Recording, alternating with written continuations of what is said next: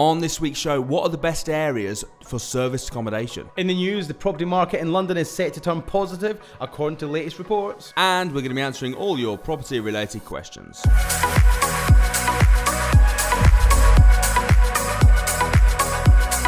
Welcome to the Property Investors Podcast. Thanks so much for tuning in. Make sure you subscribe so you never miss an upload. You can catch us on Apple Podcasts, Spotify and YouTube. Enjoy this week's show and don't forget to share it with all your friends. Hi, I'm Russell Leeds. I'm Alasdair Cunningham. And welcome to the Property Investors Podcast. So, yeah, it's going to be a really good show. It is. I think there's some interesting news coming up. There is. So tell us about your week before we get cracking into it. This week's been pretty cool. So I've just literally we're at a crash course at the minute. We've just been doing a crash course ongoing at the minute. We've nipped just here. Popped out to get this done. But yeah, crash course this week. Lots of training, lots of events. It's been really busy, really hectic. What about yourself? Good. Yeah, I've just been in the office, but it's been a busy week. Yeah, it's been a busy week. It's been a good week. It's been a busy week. Yeah. I went to the Everyman cinema. Okay. Have you ever been to one of them? So basically, it's like a normal cinema. Right. Apart from, rather than having individual seats, they have sofas for two. Okay. And like a little table, and then they bring food. You can order food like pizza. I had a beer. Did you? Wow. It's like the best cinema ever. Yeah, I mean that's just like a normal cinema, to be honest. Like cinemas, if you upgrade to VIP in the cinemas. Actually, incidentally, I went to the cinema the other week, and me and Rick went to watch. Can't remember what it was we watched, but me and Ricky went, and if you upgrade to you can pay out to upgrade to VIP, and you get like big sort of lounger seats where they recline and all that sort of stuff, and it was so expensive. It was like 80 quid for 2 tickets, and like you get to go into the VIP lounge where you get like dinner and stuff like that. It was at Thurrock. Well, did you eat dinner during the film? Well, yeah, you can bring it in table service. Yeah, not table service. No, not table service. So it sounds a little bit different. So you didn't get like table service, bringing your beer and stuff come through. No. And it was like before the film started. I've only ever been. What film did you go and watch? Judy. Don't know. Never heard of it. What did you go and say? Sounds. I honestly can't remember. Well, if of course you never heard of my Hustler. film. We went to see Hustler. Hustler. Yeah, it's about new Jennifer Lopez film. It's about Jennifer Lopez. Is it about? Yeah, it's a really good film. Is it her in it, or is it about her? It's her in it. What's it about? It's about her when she's playing. About 6-7 years ago. Did you actually watch this film? Listen, about 6-7 years ago, in America, there was a couple of strippers, and they were hustling people, and they were drugging them up before they went into the strip club, and then they were swiping their cards for like $50,000 and things like that. And there was a couple of people done it, and they're in prison for it now, and it's a reenactment of that. It's actually quite interesting. Okay. And there was dudes like done for like 75 grand on a night out on their American Expresses and things like that. And these 4 ladies that orchestrated it all got put in prison for it. But yeah, it was just all about that. It was really good. Wow, interesting. Fair play. So anyway, my point was with the cinema is that you pay a bit more, but the service was great. So they had like a guy that came out who was like, "Well, welcome to the film. We're going to be starting shortly. If you really? Yeah." And it was not next level sort of service, but it was a bit more. How much expensive. were the tickets? Not that expensive. I think it came to about 35 quid. Yeah, it's still. Whereas you're normally looking at about 25, aren't you? So it's about an extra 10. Cinemas have got very expensive, yeah. Plus, I don't go that often, but. Plus, then obviously the dinner, but the food is reasonable. All in all, about 70 quid. Cool. Where was the cinema? Where was the actual theatre you went to? Gerrard's Cross. Okay. It's not far from where I live. Yeah. It's great. Awesome. So you've been busy? We've been busy? We've been busy watching films, forgetting what they're about, that sort of stuff, the usual. Okay. It was like 3 weeks ago what it meant. So, then why are we talking about it now? I don't know. So, service accommodation. Yes. This is something that we get asked a lot about in terms of in fact it's probably one of the most. What made us sort of think of it is literally people are posting today on the group saying like, oh, how do I check the area? How do I know if it's a good area? Or even how to find the best area. People get stuck on where to go because obviously buy low rent high is buy low rent high. So the houses you're typically looking at are going to be up north because they're lower priced and you can still rent them for a higher amount of money. So if you're doing service accommodation, it's highly likely you're going to be doing it on a rent-to-rent model. Well, I suppose it depends. Obviously, you've got two options. You can either... Yeah. The majority of people doing SA are doing them on a rent-to-rent basis. Why do you think that is? Because it's easy in, easy out. Yeah, but it's also easy in to buy a buy-to-let apartment and then rent it out. That's easy as well. I agree with you, but maybe it's easy access for a lot of people that maybe can't afford the deposits for £300,000 apartments in, I don't know, Chelmsford or wherever they may be. Because obviously, if rent to rent to get more service accommodation to get more money, you're typically going to be in the nicer areas where it's more expensive. Where it's more expensive to be. Like hotels are more expensive, so to buy them you're going to need a massive deposit. So you'd be better off doing them on a rent to rent basis if you can. We talk about this at Rent to Rent Revolution. So like think about, where do you live? Where's the nearest, nicest city to where you live? And we say it has to have three things. Has to be near where you live.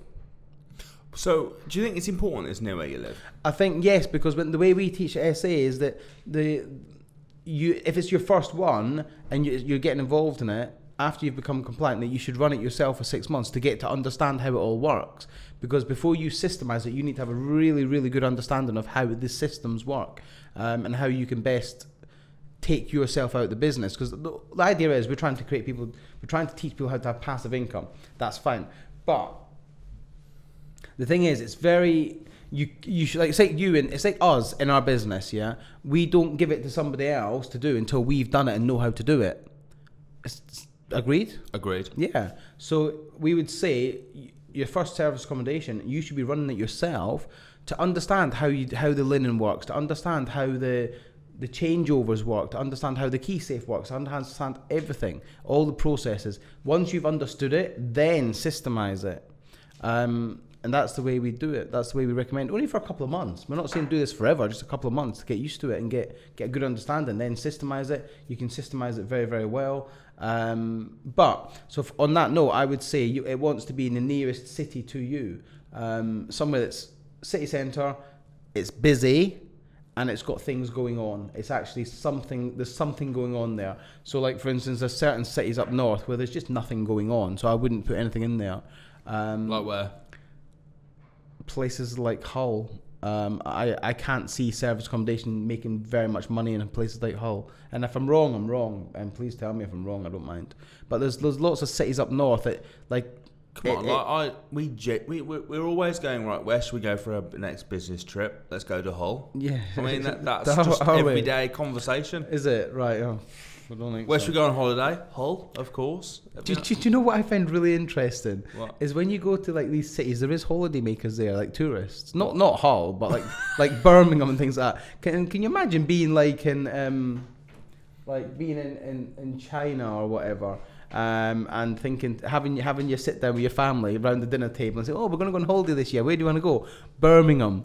Like, it doesn't make sense, does it? As in people that travel to England from abroad and they choose to go to Hull. Maybe that, because like I'm planning on going to Italy at the moment, right? So I'm like looking at, I don't know where's a crap hole and where's good. They'd be disappointed when they rock up at Hull, wouldn't they? I mean, I suppose probably go to Rome or. Yeah, that's a bit different to Hull. Like, come on, man! I'm gonna go to Rome in Italy, or I'm gonna go to Hull in England. Let's say there was someone that wanted to go to Rome, right? And they were looking on the. But FYI, I've got houses in Hull, and I love Hull, but it's not a holiday destination. And then I widened the search. I thought, maybe explore a bit of the real Italy, and I found somewhere. And I went, you could do that, and you could end up in Hull or somewhere. You could. Right, let's get back to the point. City centre has to be busy. There has to be things going on, right? So just think, where do you live? Like, so for me, I live in North London. I've got there's lots of options around London for service accommodation that don't fall under the 90-day rule. There's lots of cities just outside London that don't fall under, that aren't affected by any regulation. So I've got so many options. But let's just say you live up in, like, for instance, where I used to live, Northampton. The nearest city, I've got Oxford. Northampton. Which is, you've got Northampton itself, you've got Oxford, you've got Milton Keynes. Oxford? Are you just copying everything I say? Well, you said it twice, so I just thought, we keep saying Oxford. Is that the thing? So you got Northampton, Oxford, Milton Keynes. You got lots of cities nearby that service accommodation would work very well in. So you don't need to be driving far away. Okay, so pick a city. Yep. Any city nearby where you live, as long as it's busy and nice. Yep. So you got to pick a nice busy city near where you live. Yeah. So what about if you're in Scotland? What'd you do then? There's very, very nice places in Scotland. All you Scottish viewers, like, you find him and you thumbs down him. Find him. They're just going to put thumbs down on this video now. It's going to look bad on you as well. I don't mind. Nah, he loves Scotland. He loves Scotland. He's just joking because I'm Scottish. Edinburgh, yeah. Listen, in Scotland, there's loads of places that work very well. For holiday lets as well. But service accommodation, Edinburgh, Glasgow, Aberdeen. There's places. There's all over. There's lots of business going on up there. Bearing in mind, what's the biggest? What's the biggest use of service accommodation? Who uses it the most? Categorically, business people. Categorically, business people. So wherever there's stuff going on, big cities with business, you're going to have use. Now, another way to do it, and I find this quite useful.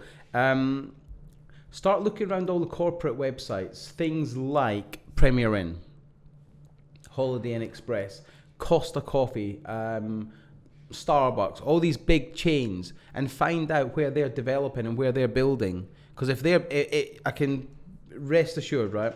If you're thinking of a city and you're worrying about whether it's going to work or not, and Premier Inn are building a hotel there, it will work. Trust me. Because Premier Inn, their main clientele is holidaymakers. And I spent a lot of time driving around the country looking at houses, and I used to stay in lots of Premier Inns. And believe me, a lot of them are in the bigger cities. It's sometimes very difficult to get booked in if you book last minute, because they're always full up. People are going to end up buying like an apartment now, right off a service station or something. I'm just saying. Yeah. Think about where's getting developed. What's happening? Where's Premier Inns getting built? Okay, all these big companies, where are they building? Because they've done their research. They've checked for footfall. They've checked for demand. They've checked for use. Just don't need to recreate the wheel and use they've got teams of people doing the research on this. So probably people that watch this now probably got a couple of cities in mind nearby where they live. Yeah. So bang, yeah, okay. Birmingham, let's say Oxford, whatever. Let's do it for Northampton. So people are now thinking Oxford, Northampton. Then what next? What else do we do? What else? Because how do we know if it's going to work? If it's not going to work? Okay, there's a really good website. Yep. AirDNA. It's AIRDNA. So Russell will translate that. Yeah. The reason is there's nothing wrong with Alasdair. So with Scottish accent, the vowels are very hard to distinguish. So when he spells things out, so it's Air AIR. DNA. There you go, he's got the DNA. Otherwise, he sounds like air DNA, which, is difficult. Anyway, AirDNA. If you jump on AirDNA, you don't have to pay at the minute. It's free to use. You can type in any city. Well, you can do a free search or a paid search. Yeah, hold on. I've not got there yet. Okay. So at the minute, it's free. So you can do a basic search in any city in the world, and it'll give you the stats for service accommodation. You can, once you've chosen your specific area, you can pay for a monthly report in that specific area, which goes into a much, much greater detail. And that price varies from city to city. So when I was doing it, I was looking at Milton Keynes. To get Milton Keynes was £32 a month.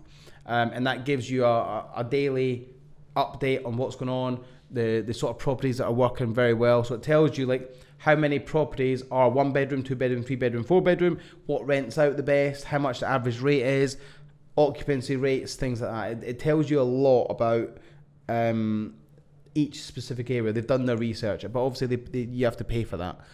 So yeah, AirDNA, very, very good, very good. Okay, brilliant. So you can check websites like that. Have a look on places like Booking.com, absolutely, Airbnb. Have a look at the general demand. On like Booking.com and Airbnb, you can find an apartment that you want to book in that area and just look at the calendar, because you can access the calendar going forward, or you can select dates and see if it's been booked, or try and get a feeling for the consensus of, is the property available constantly for the next 2 months? If it is, then maybe there's not a lot of demand there. If you're putting in dates and it's sold out, then it's a good sign for you that there's demand.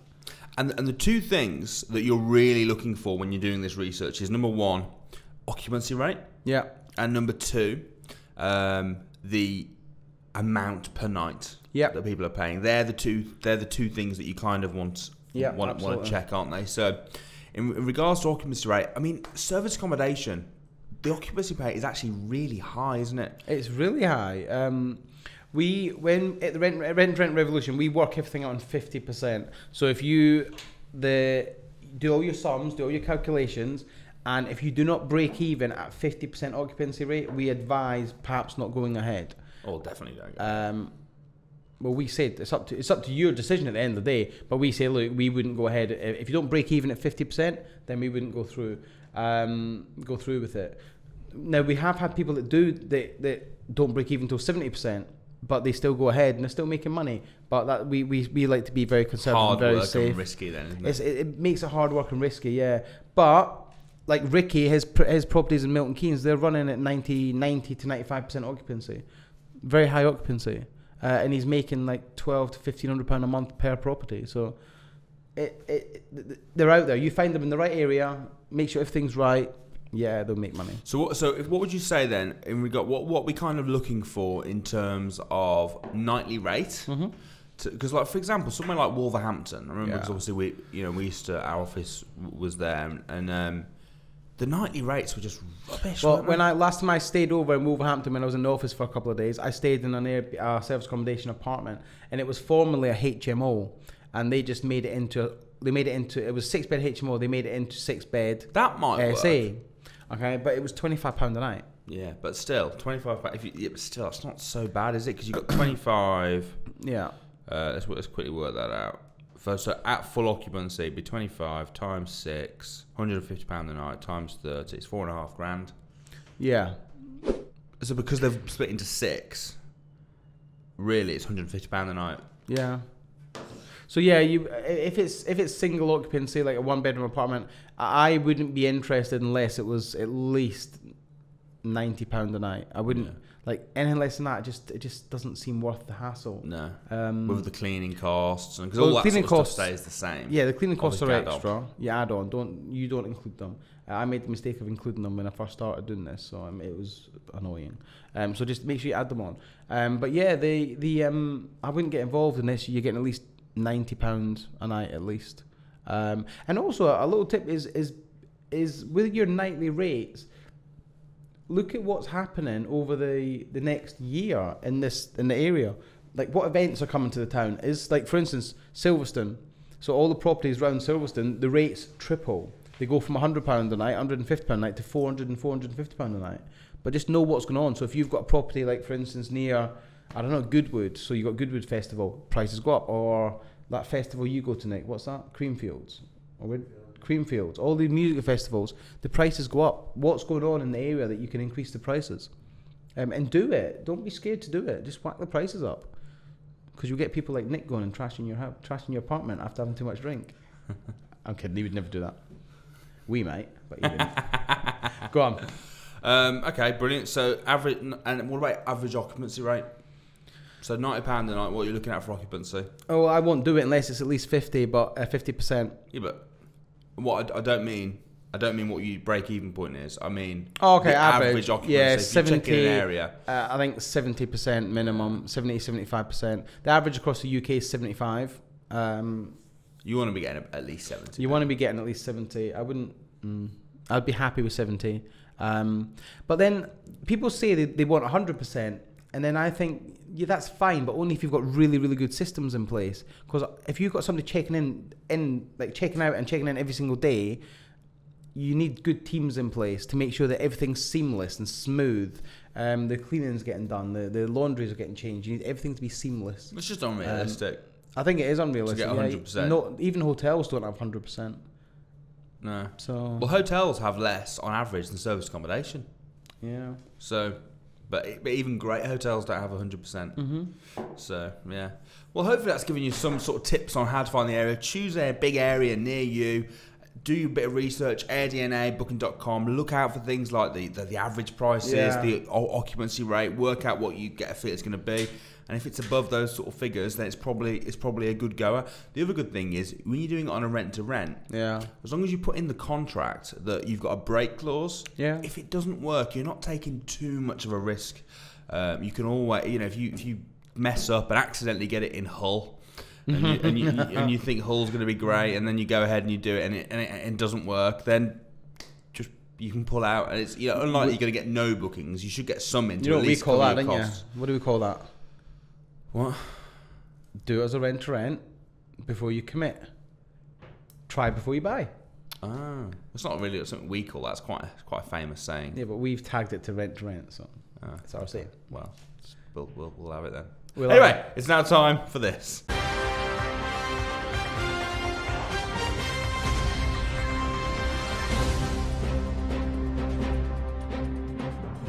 Okay, so in the news this week, property market is set to turn positive in London, according to the index. So here's basically the rationale behind it. Basically, the rents in London are beginning to rise. Yeah.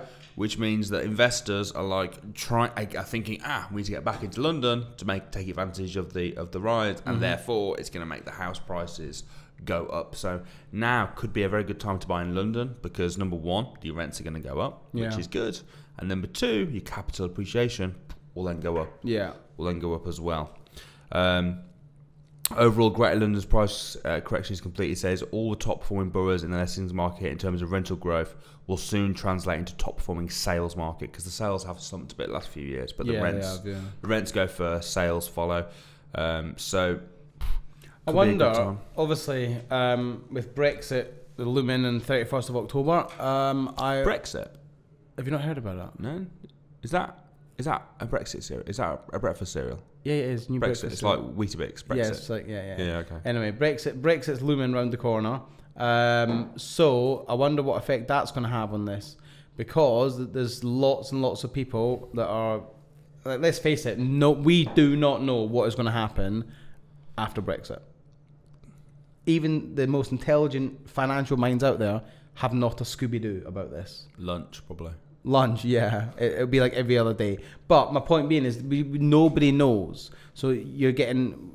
None of us watch the news. However, I have tuned into a few programs recently about Brexit just to see what the hell was going on and what people are saying about it. And it's amazing how two top financial guys have such different opinions about things. Nobody knows. Nobody knows. And with Boris at the helm, it's going to be interesting. Do you not think? I'm sure it will be. Maybe that's going to have an effect on this. The general consensus is there's going to be a dip, not an increase. Yeah, and they've also highlighted the worst area. Okay, where's that? I can see, and I've got houses there. Great. Have you? Humber Bridge, Hull. Sorry, mate. Sorry. So not only should you not buy in Hull for serviced accommodation, you just shouldn't buy in Hull. Basically, this podcast is designed to hate on Hull. No. I've got some really good friends up there, and I've got some really good properties up there. And the east of England, asking prices was down 2.9% over the last 12 months, and down they're falling 0.5% a month at the moment. Wow. It's quite a lot, isn't it? Interestingly, because east of England was going up for the last 4 or 5 years. Yeah. It's very interesting. So, what's your take on this news article? What do you think about London? Would you invest in London at the minute? Probably not. No, I don't think I would. I've actually, interestingly, I'm looking at a buy, refurb, refinance deal in London at the minute, in St John's Wood. Oh, I'll do that. Yeah, do it by refurb. It's a chunk. I need to speak to you about it. I only come about it 2 days ago. How much in? Well, it's purchase price of 750. So how much? We've not done exact numbers. What's the refurb? Right. Okay. Refurb we're going to be reckoning about 75,000. Okay. But the house is worth 1.1, 1.2. So there's a chunk of money to be made. Dude, we'll keep you posted, but that sounds good. Yeah, I found it the other day. Show me. I found it the other day. Show me. Cool. All right. Anyway, it's now time for your questions and our answers.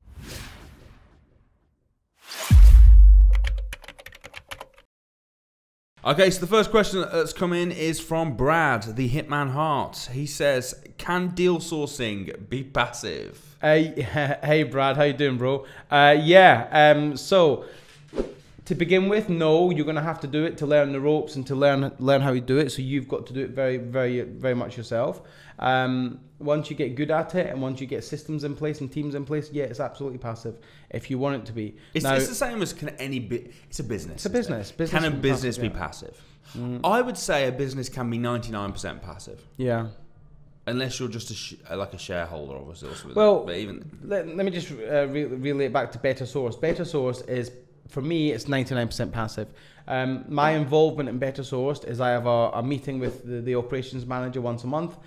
We have regular daily phone calls and daily WhatsApp messages. Plus, Alasdair does all the viewings. No. So, well, hold on. You do daily calls. Daily as in, WhatsApp when I say messages. daily calls, as in, so Max texted me this morning and said, just let you know, can you just check the bank for this? That's it. So I've boom. You're talking like a minute. Well, it's not passive though, is it? But it's not. I'm not out physically doing it. I spend less than half an hour, probably. I would say I spend less than an hour a week on the business. Okay. So it's, like I say, it's 99% passive. It's not 100% passive.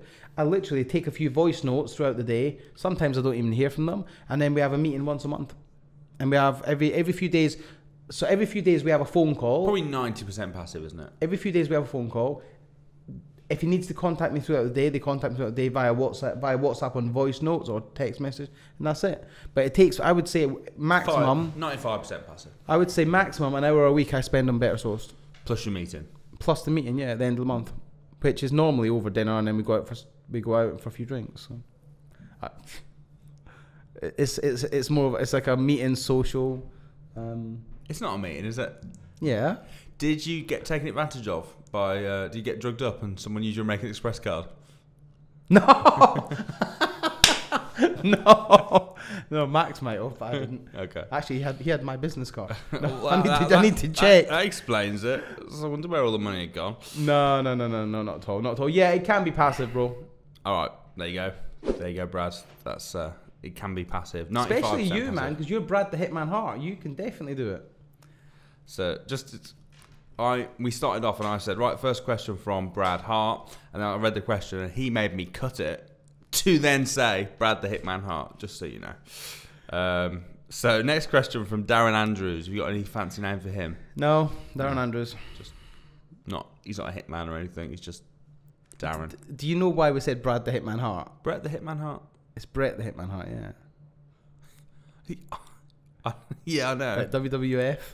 Like, you're a bit young, ain't you? Like, Nick got it, but like Russell's like, who's that? Really?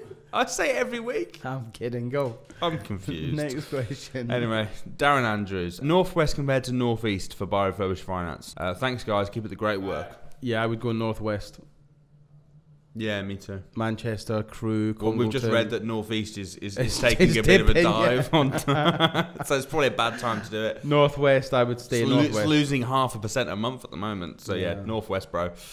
Jevon Marsh, overseas investor here. What do you see the biggest weakness and strength of an overseas investor? My view, okay, so he's asked a question and he's answered his own question. So it might just be, we might just literally just read it out and go, yep. So here we go. So my view. So this is Jevon Marsh's view. This is the Russell Leeds, Alasdair Cunningham and Jevon Marsh podcast. Yep. Strengths. Number 1. Blocking out the noise. Brexit. Why is that a strength? Property hate. And the UK News Presents. Okay, so what he's saying is, being overseas, you know, do you know how you just mentioned earlier you don't really watch the news? Yeah. You're not subjected to all the news. Okay. Good. Number 2, lower exchange rates at the moment. Yeah. Weaknesses. Number 1, speed of purchase. Even when buying through a limited company, when they find out you're from overseas, it takes ages. And number 2, unable to view the property prior to purchase means a finder, a trustworthy sourcer, i.e. better sourced, wins my vote here. Boom, shaka. Interested to hear if we have any other strengths that perhaps I'm not utilising. P.S. Keep up the great work, both. Cheers, Jevon. Listen, right, I work with many overseas investors that are all in the same boat you're in. They can't view the properties because they're overseas. They don't want to view the properties because they're overseas. The purchase is longer. Give Max a call at Better Source and he'll put you in touch with our guy who helps facilitate getting your funds and getting your company that's set up in the UK. We'll only really deal with an overseas investor when we know their funds are in the UK because of the time it can take to get your funds here. So when you're looking to purchase, give Max a call if you want to go through us. The number is 07704 091262. Give him a call. He'll put you in touch with our guy, and what he does is he facilitates getting your, wherever you're from, your currency to UK currency and in the UK, and he does all the anti-money laundering checks, and he does everything like that, and he can assist with holding the money and helping you set up an account here and set up a company here. So any other strengths then you can think of? No, that was just my advice on it. But has he got, his question was, is there any other strengths he's not utilising? No.